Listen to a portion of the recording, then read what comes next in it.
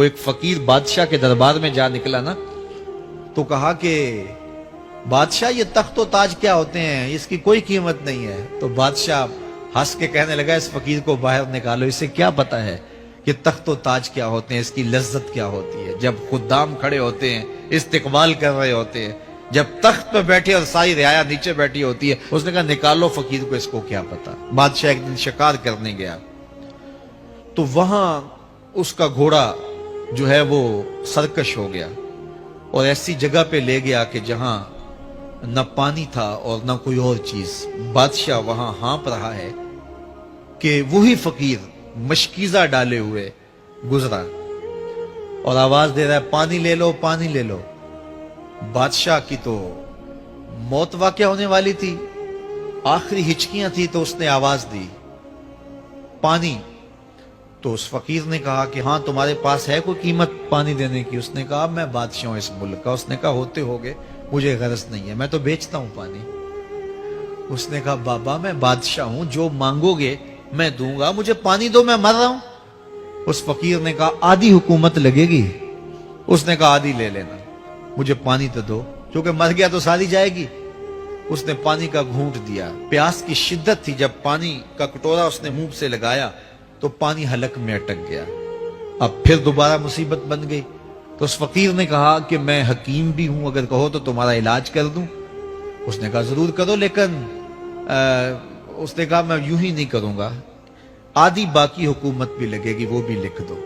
اس نے چمڑے کے اوپر لکھوا لیا، ساری حکومت لکھوا لی، اور اس نے اس کا علاج کیا فوری۔ جو اس کے پاس ٹوٹکا ٹونا تھا تو اس کا پانی حلق سے نیچے اتر گیا۔ بادشاہ گھوڑے پہ بیٹھا واپس آیا، وقت گزر گیا، عرصہ بیت گیا۔ بادشاہ پھر تخت پہ بیٹھا تھا، وہی فقیر بھیس بدل کے دوبارہ آ گیا۔ پھر اس نے نصیحت کی کہ آخرت کو یاد کرو، یہ دنیا کچھ نہیں ہے، 4 دن کی کہانی ہے۔ بادشاہ نے کہا تو میرا خیال ہے پہلے بھی کبھی آیا تھا، تو نہیں سمجھتا تخت و تاج کی لذت کیا ہے۔ اس نے کہا اس کی کوئی قدر و قیمت نہیں ہے، چھوڑ اسے، آخرت سب کچھ ہے۔ تو اس نے کہا نکالو اس فقیر بابے کو، یہ اس دن بھی آیا تھا تو آج پھر آ گیا ہے، اپنی راہ لے بابا۔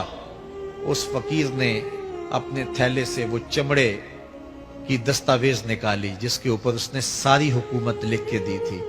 اس نے کہا بادشاہ یہ ہے تیری حکومت کی قیمت، صرف 2 گھونٹ پانی، جس پر تو نازاں ہے، جس پر تجھے فخر ہے، تو قبل اس سے سورج مغرب سے طلوع ہو جائے، توبہ کا دروازہ بند ہو جائے، سانسیں اٹک کے حلق تک آ جائیں، اور ہماری زندگی کا دفتر سمیٹ دیا جائے، اور پھر پچھتائیں ہائے جو چند لمحے ضائع کیے، ہائے جو زندگی برباد کی، وہ کیوں برباد کی۔